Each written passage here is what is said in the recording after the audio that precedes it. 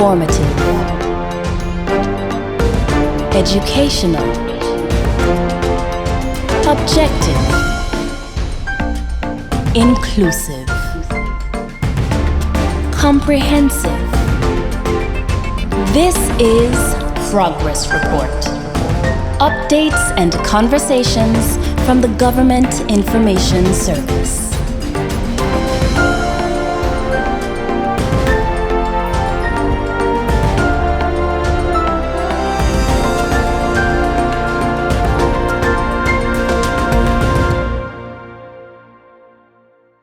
Good day and welcome to another episode of Progress Report. My name is Ivan Connor, my lovely co-host Gleneva Hodge. Listen guys, it's season 3 and nothing has changed. She's still the star of the show. She still tells me what to do. She realized that our guest of honor today, Miss Dorothea Hodge, was on island, and she's like, Ivan, I said, Celeste. She didn't even have to finish. I mean, 3 seasons in now, I should know what you're thinking, and I should just follow your orders without question, right? That's how it works. That's how it works. That's how it works, ladies and gentlemen. But we are happy. We are happy to be back, man. Yes. A lot of folks been stopping us. When you guys coming back, I was like, yeah, we started recording for the season and stuff. Yeah, we waiting on you. But January been busy. February been busy. There's so much going on. There's so much more to come. Yeah, looking forward to this season. Yeah, Definitely. season. There is so much to unpack. Too much to unpack. We're going to do our wrap up and review. Yes. We've done that. The premiere. Yes, looking the forward. Minister for Sustainability has all this stuff going on. Yes. Everything is happening in Michael. Yeah. So there's a lot. So There's a lot. looking forward to putting all of that out there, hearing what's Definitely. going on, and without further ado, an introduction of our guest of honor. Yes, we can't waste no Miss- time with, I relax and just sit back into the room and have these lovely, everybody that knows the show knows when the estrogen level is 2 to 1 that you don't hear me. So that's what it is. I might chime in from here and there, but I know you've been waiting on this, Gleneva. So over to you and Yes. Miss Dorothea Miss Hodge. Dorothea Hodge, welcome. Thank you for being here. We are very excited to have you. I know I am Yes. definitely looking forward to getting into this conversation with you, learning more about who you are, what you do, what you've been doing, and what you've been doing here. So, Gleneva and Ivan, it's just a joy to be here. Thank you for your kind invitation Pleasure. to come on your program, and it's just a pleasure to be here. And I'm really looking forward to this conversation. I I am indeed. I am. Great. So, tell us a little bit about you. The name has been floating around. We've heard the name. Now there's the person in the flesh. Tell us about Dorothea.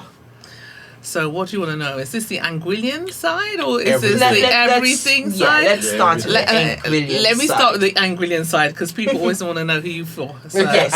let me just start with the Anguillian side, so just in case people don't, so make sure you place properly. So, some people might remember my mother. They might have been taught by her. Her name was Teacher Estelle. She taught in the Valley Girls School in the 1950s. And I was sat down in Sandy Ground the other day, and someone came up to me and said, I have to ask you, are you Teacher Estelle's daughter? I'd never seen the person before in my life. But I think as I move towards the latter part of my life, I'm beginning to look a little bit more like her. The roles have come on. So, yes, my mother was Teacher Estelle.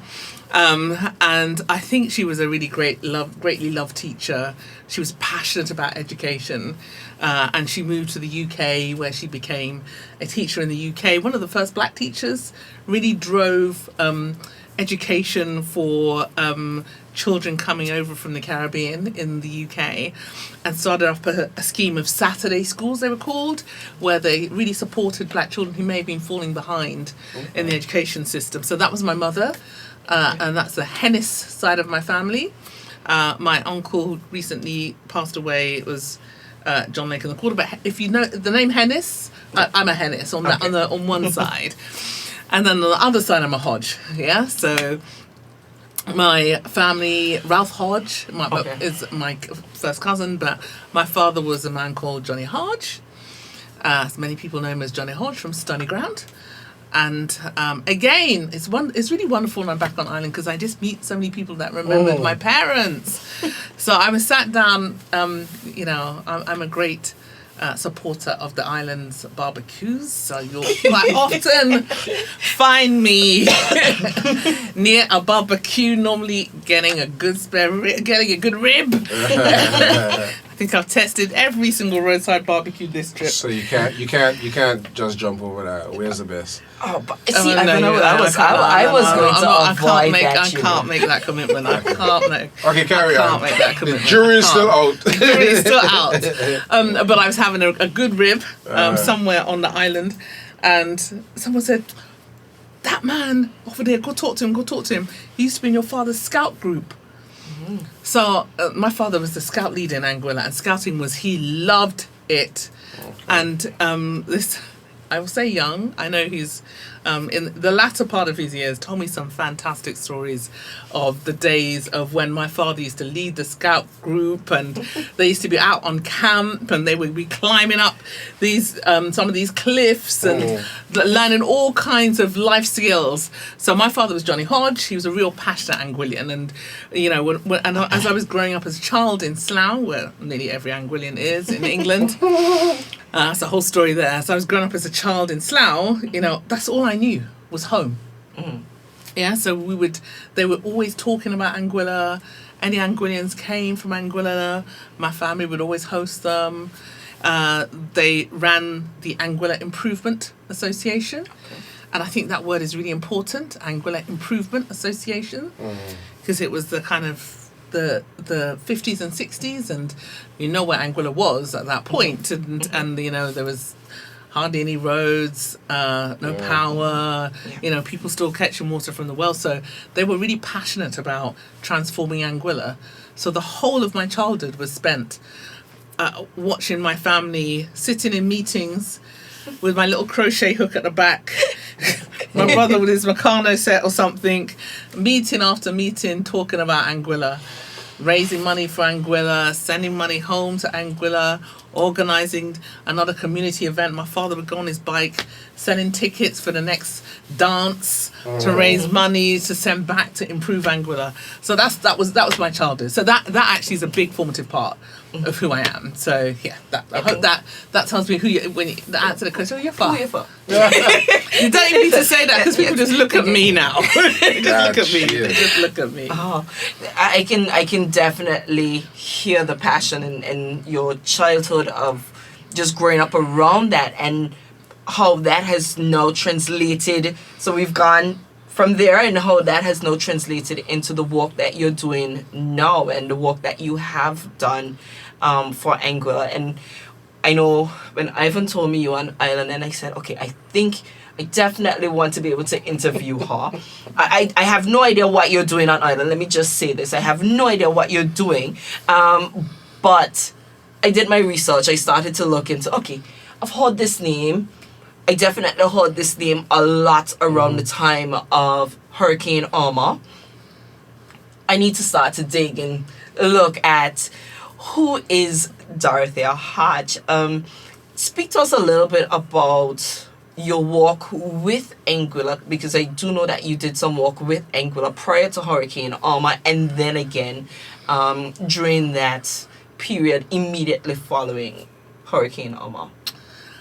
Yeah, so I mean, as I said, I've always been passionate about Anguilla. So I did my master's on Anguilla, which was a good excuse to come here for several months to write it on Uncle Ernie's bar. That's really why I came and sat and wrote my master's. So Anguilla's always been my thing. Yeah, so I wrote as an academic. I was an academic in my younger days, and I wrote on Anguilla. So whether I have been, I was really privileged at one point. I was asked to come and support the government and work for the government, and you know I'm known for probably being quite assertive about my island, to put it mildly. Mildly. Yeah, to put it mildly. That's that spirit of wanting to improve things, for the future and to leave a legacy behind for the next generation.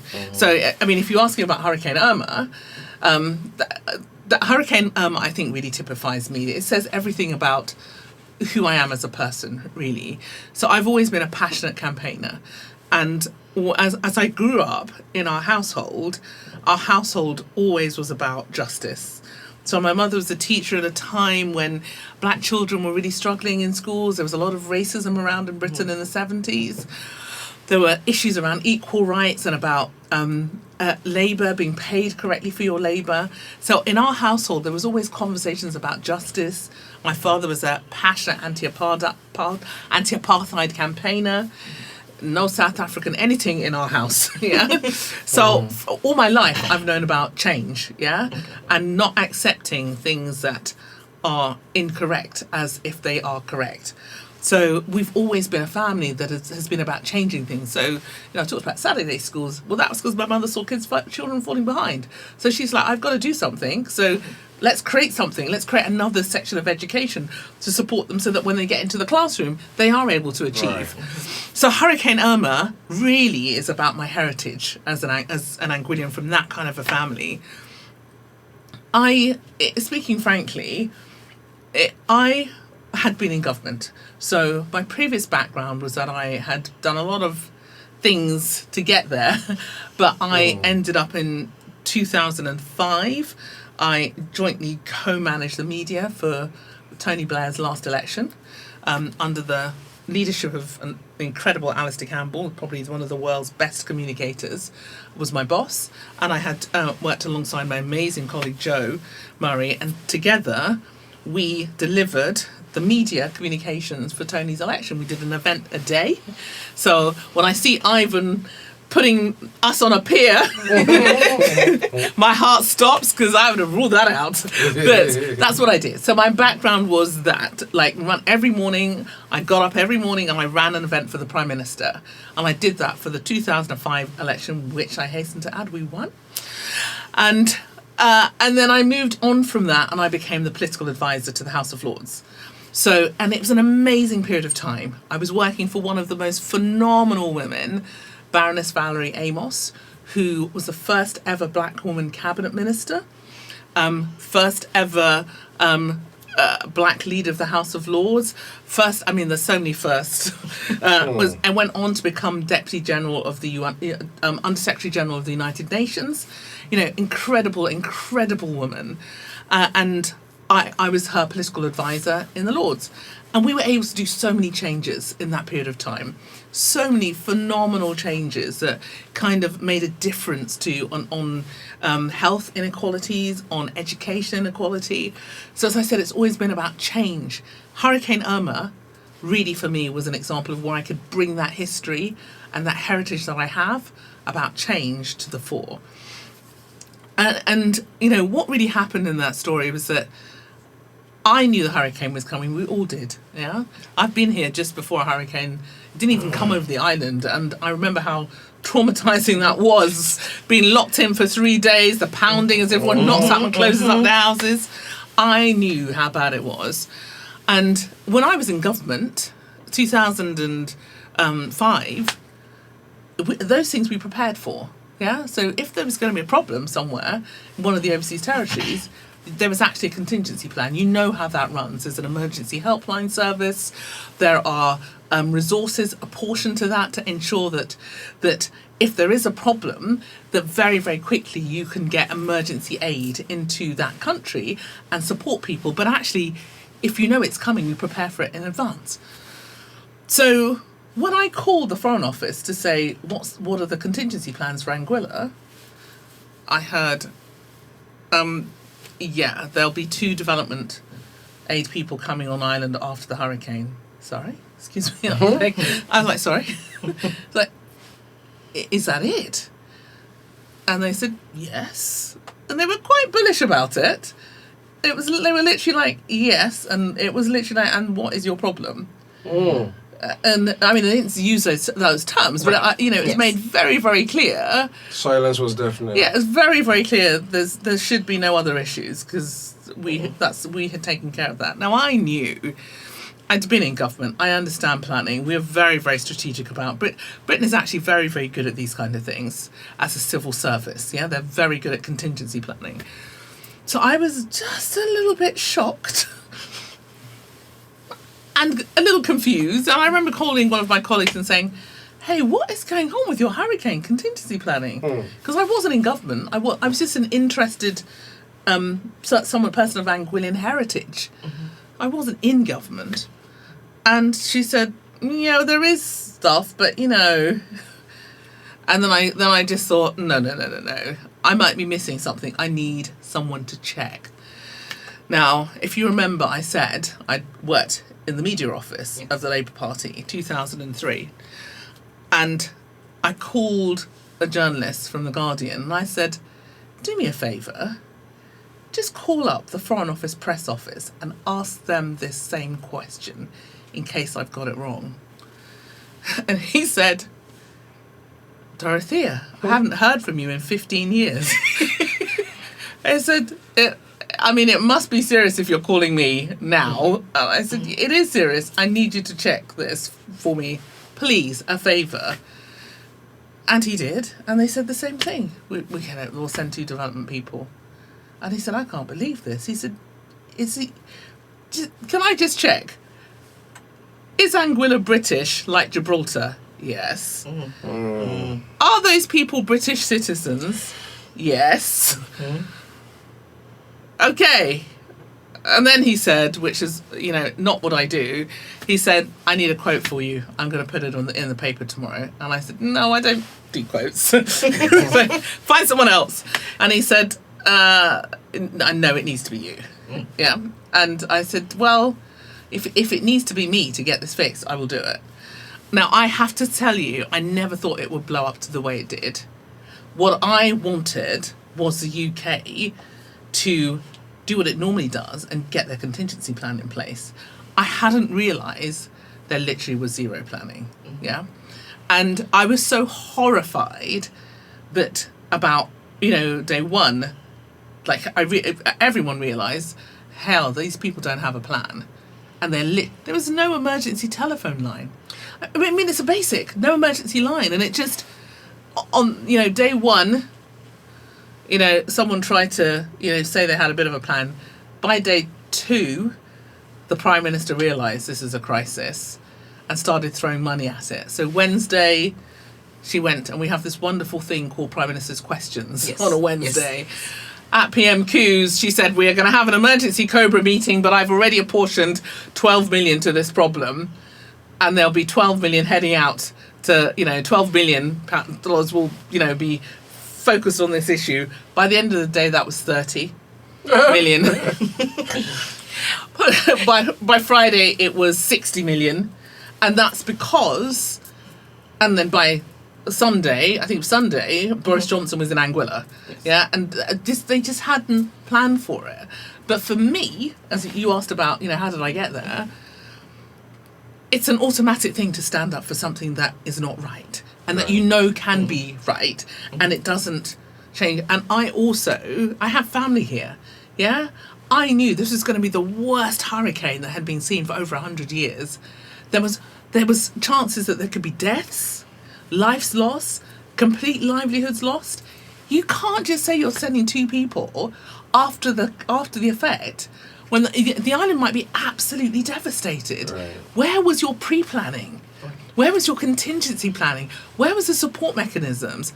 The French and the Dutch had already got their military on their islands, so that they were ready to move as soon as the hurricane was over, and support people and put in a military plan of operation. But we were going to send 2 people afterwards. That's not how you do it. And that, for me, knowing, my father used to say, if a thing is right, it can't be wrong. Yeah, knowing what is right. It is the right thing for the UK with its overseas territories and its own country to be prepared for a crisis. That's what we do really, really well. And then to put that crisis plan, that contingency plan in action to make sure that there is as you save as many lives as possible. That's what we do, and that's what we should do. So that's me in terms of the hurricane. Great. So I think listening to all of that, and the one thing that came to mind was, give us an idea as to the timeline in terms of when you called up the Foreign Office to find out about the contingency plan. Was this Irma is on us already? Is this a few days before? Because we sort of got into the timeline because we know that by the Saturday, Boris Johnson was here. What did that timeline look like from the hurricane standpoint between the time that you first called and then we started to see some movement? So remind me the day the hurricane went over. I called on the Monday. I don't know the exact date. I think it was maybe a Tuesday. I think it went over on the Tuesday. The Tuesday, because if I remember correctly, schools should have opened the Monday, but then they had to call off school. So I think between Tuesday, Wednesday. Right. Yeah, I called on them. I definitely called on the Monday. Okay. And I called on the Monday because everything was telling us how bad it was going to be. And I thought, well, I want to know, because I have family here, if what to do. I personally wanted to know. So that's why I called. And also, lots of the community always used to call me. Yeah, and just say, well, what's going to happen? What's going to happen to my family? Well, you know, can I need to get medicines and so what's going to happen? So I called because I have access, because I can make these calls and know who to ask for to get what I need to get done, or at least get an answer. So that's why I called. And to be honest, I was just so shocked with the response that I got. I mean, I was devastated, actually, because I knew if the hurricane was going over and it was going to be as bad as it was saying it was going to be, then lives could potentially have been lost on island. And what was going to happen in between that? You know, there's something. What is it? The medical profession calls the golden hour. I think it is when you can if you get to someone when they're in a critical condition. If you make it in that golden hour, you can save their life. But if you don't, you can't. And with a serious humanitarian crisis, and I served on the boards of humanitarian agencies before. Big international humanitarian agencies.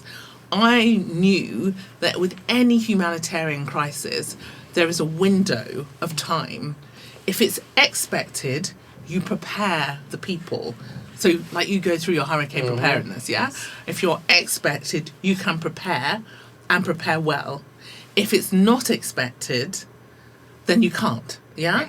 And you have to get in resources as fast as possible. But I know from from the humanitarian charities that I have worked with, the ones that are able to be on the ground the fastest save the most lives. So the ones that I've worked with, people like World Vision, already have people on the ground. So they are sitting like this with the people as they're going through the crisis, and they're able to then mobilise immediately and save lives, get water, clean water, and food, because that's what we need to sustain life, and medical care straight away. But if you've got to wait for two people to assess the situation at the end of the week, that means lives are going to be lost.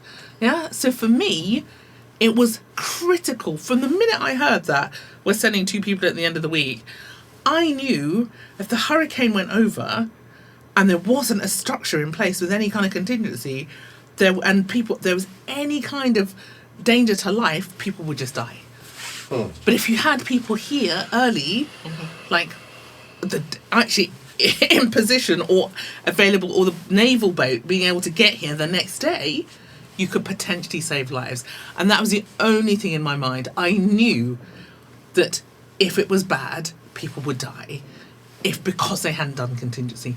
And that's why I was so assertive about it, because I knew we had to get this fixed. We're not going to pretend with this. And I knew it wasn't just us. I knew it was going to go. I said I was on island when the hurricane passed 80 miles away from Anguilla, and we were inside for 2 days, yeah? And everything was like knocking down everything, yeah? And that wasn't even over the island. So I knew how bad it was, because I've been here when it's been in the season and it's been bad. So I just thought, we will lose lives, and it's going to be the region.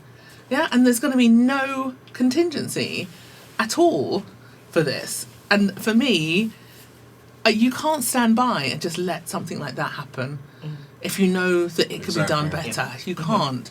You have to speak up. You have to speak out, and you have to support the individuals and others that are trying to make that difference. And speaking frankly, I've always been like that as a person. That's who I am as a person, to try and make a change and make a difference if we can. Going over to me? Yes. I'm listening intently. I realize that you've been quiet, so I'm yielding the floor to you, Ivan.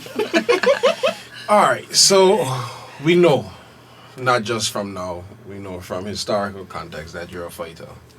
You get in the ring when you have to defend this great country, Angola.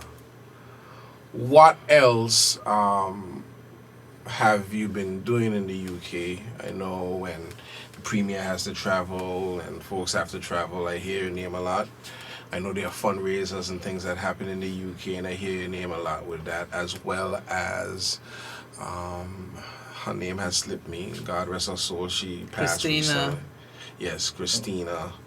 How does that function? How does that work? Because folks would hear, okay, we have this contingency in the UK that's doing this, doing that, but some people just see it get done and don't realize there's a lot of planning and lifting on the ground.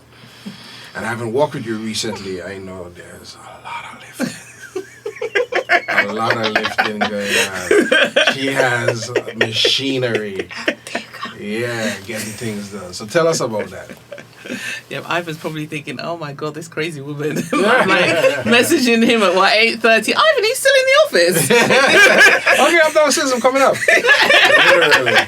Literally. I'm like, Ivan, it's 5 a.m. I didn't know you were up already. Okay, but let me send this message anyway. I was like, literally. This woman.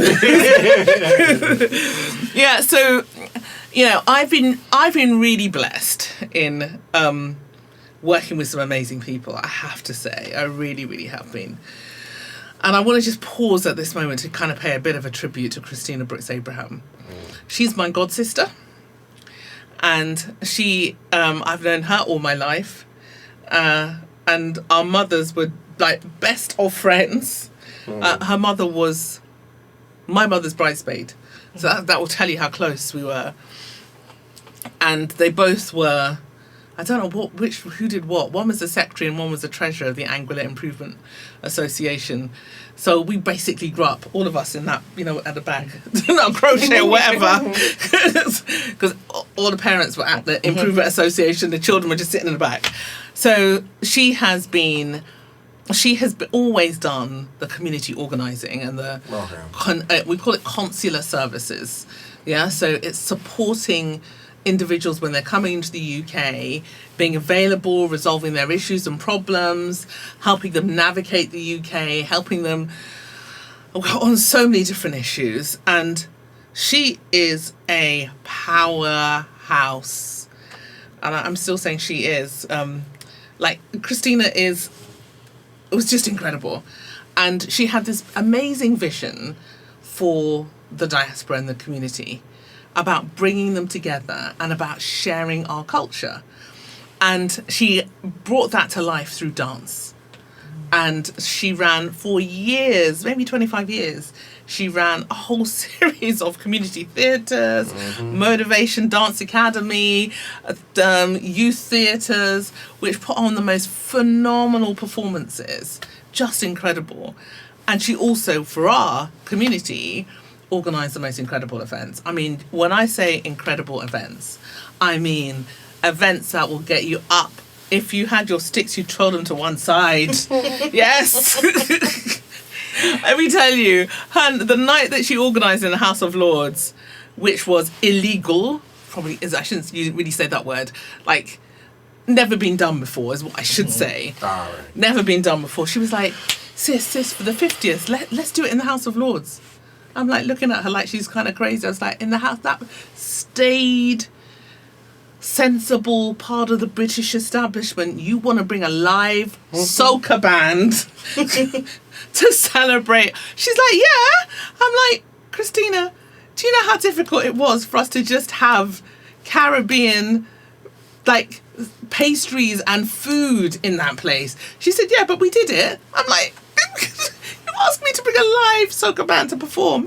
First of all, no live bands can perform, number one, at that point. And like, I was like, Christina, that woman will make you move mountains for your community. So we did 50th, live soca band. We had all of the staff who normally stand like this at the doors. They're winding up. Whining. The maitre d' caught himself on a wine, had to jump out with some woman.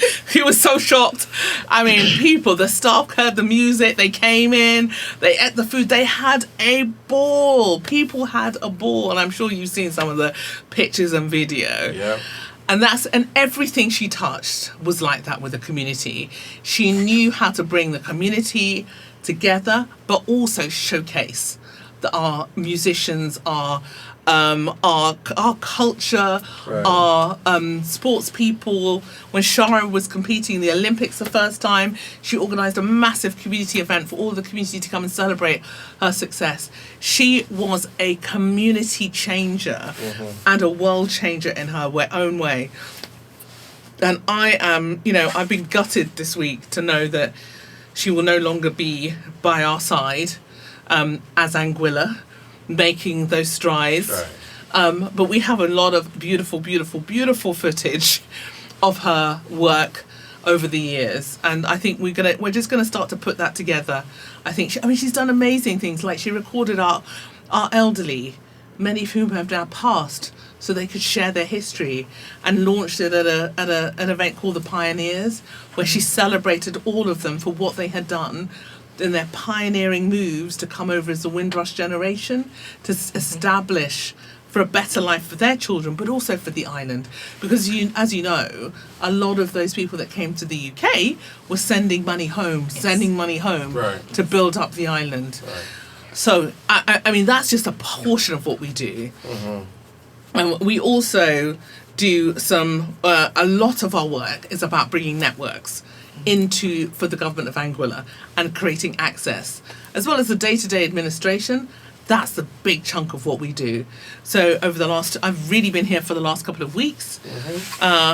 In Blue Week, there's 2 organisations that we have brought in, that we've worked with, that have come along, Right. that we identified for the government of Anguilla. Fishmongers Association, Right. who are amazing and have offered a whole range of support So much to the more. fishermen, like so much. And we met them through a meeting that was on in London that I insisted the minister should attend. I think she probably wanted to kill me, but we're at the middle of the meeting. She was like, okay, let's go. Like, you're in, like, She's like, this is the lady, you're going to be... She did this amazing... Have you done some work in the overseas territories before? And Alison was like, no. She's like, I think you're going to start now. Taking her hand. She's like, let me talk to you about Anguilla. So that's what we do. And so for COP, we've just come this morning from the launch of the Bluebird programme. And I'm sure you saw the warmth in which Lord Goldsmith talked about Anguilla and talked about his relationship with the minister. Yes. And so my team, who are just phenomenal, I endorse that. non-stop, for the last 2 years, we just, the minister said, this is what I want to do. I want to focus on the environment. I want to support and sustainability. This is what Anguillians do best. We got left on this rock and we survived on this rock. Right. We love this rock. We've cherished it. We cherish, if we can get a little pea growing, we cherish that pea, that pumseret, that sugar apple. We cherish it. And, she said, what Anguillians do best, what we do best is sustain our environment. So this is what I want to focus on. I want partners to come in. And you'll see from this morning's launch, Lord Goldsmith was literally enamoured with the island, literally enamoured, but also enamoured with the minister. And that's because we have systematically ensured not only that the minister attends COP26, COP27, Right. but also she has really taken over a real leadership amongst the territories on this matter. That is true. And is very driven by it. And Lord Goldsmith reflected that, you know, they've had a great relationship in terms of that, in terms of meeting. And he said, where did we first meet? Oh, yes, Glasgow. Yeah, and my team would be the people that facilitate that. So me and my team, we literally organise. First of all, you have to fight to get the nomination. Yeah, so there's 14 territories. There's only one Anguilla, so you have to work out who's going to take that nomination, and then we also do all of the logistics. And that's not only the kind of getting you up there; it's also positioning. Right. Because the most key thing about all of this is how you position Anguilla in terms of the global conversation. Yeah, and actually that's what I really do. My objective is to bring Anguilla into the global conversation with other parties and other sectors, so that it's not just that we show up and smile, because that is not going to get you anything. We all need to show up and have a very clear vision of how Anguilla will contribute to these global debates, but in the best interest of Anguilla. And I think today showed how you get to that outcome. Yeah. The Blue Belt programme, to all intents and purposes, for anyone that knows it, it's about ocean conservation. But we've been very clear that our fishermen are the experts in ocean conservation. Anguillian fishermen know how to conserve the ocean, because they have had to, having been left here since the 1800s, they have had to use that ocean to sustain their livelihoods. Yeah. And that is from, if it's from, you know, my father was in Santo Domingo at 12 cutting cane.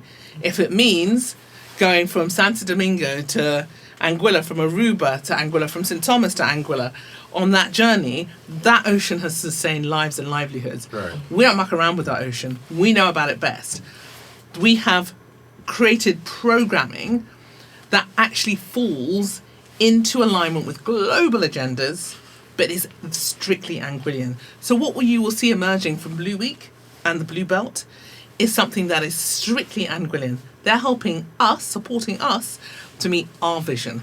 And that's what we do. We work with the government departments to support them to carve their vision in a global context, so that it's easier for international third parties to get engaged in what we do. Right.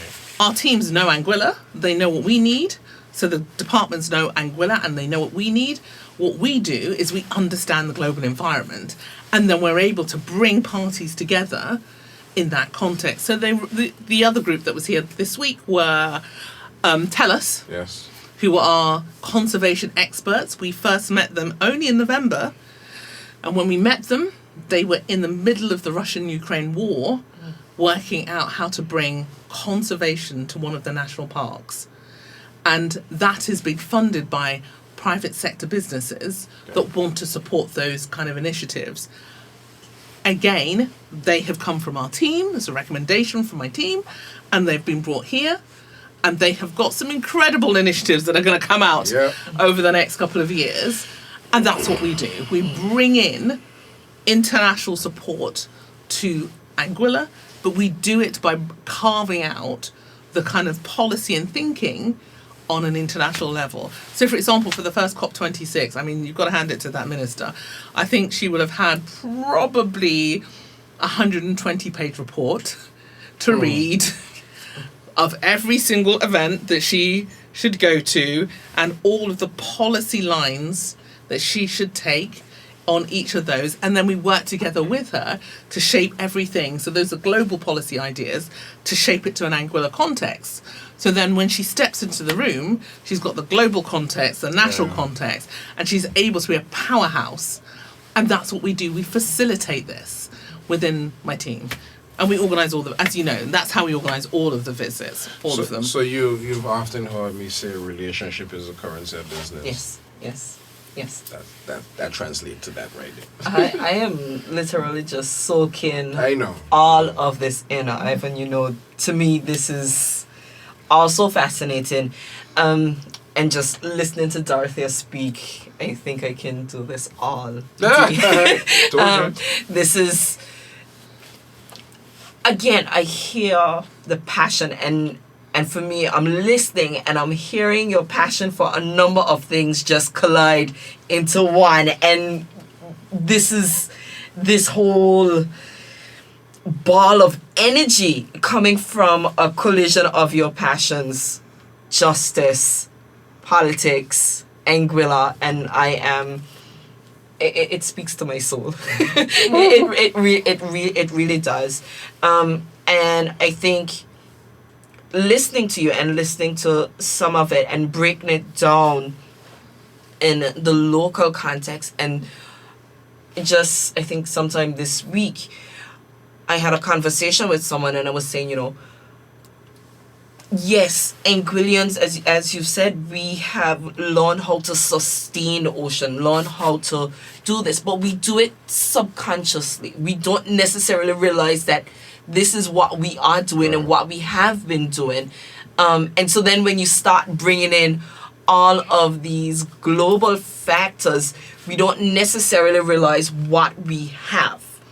And so it is my hope that we can gain a greater appreciation for exactly what it is that we're doing, and how we can continue to do that with all of these wonderful partners that you've been able to match us with. Because yes, we are a 35 square mile island, but if COVID has taught us anything, we live in a global world, and we are not, yes, we're an island, but we are not an island unto ourselves. We have to live, we have to work and combine resources with persons and entities outside of here. And so for me, it's exciting to hear about this work, and knowing that I think this is just a bit of a pause. I don't think that as a people, as a whole, that we have a great appreciation for the work that the minister is doing when it comes to the blue economy and sustainability. Right. It's a new ministry for us. Again, it's work that we've been doing, but we didn't have a name. And matter of fact, I'm going to go back.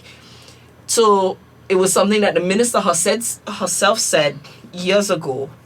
We do a thing, but words are powerful. And if we don't have a name to call it, when you do have a name, you call it by its name. Mm-hmm. So we've been doing this, we've been sustaining, but we didn't have a name that we associated with it, which is sustainability. And having the Ministry of Sustainability, Innovation and Environment, and having all of those come together, I thought that was a brilliant move to really put those things together. But it's new. It's new, and it's something that we are now being sensitized to. How much work is needed to ensure that the local population understands this isn't anything new. The words are new, but the work isn't new. How much is needed to really get persons to understand we've been doing this.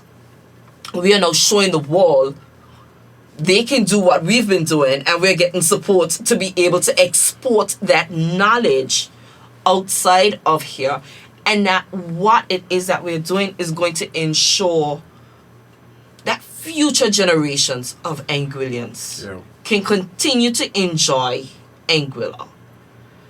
How do you ensure that we have a full appreciation for that? Because I don't think a lot of people. If I can answer before Dorothea, one of the things that I saw throughout this entire exercise that was critical was the involvement of the youth. Yes. From kindergarten to now go lower, because I can tell you it included preschoolers as well. Yes, preschoolers. You're right. Preschoolers, kindergarten, primary school, high school, sixth form. I mean, and they have not been excluded in know-how.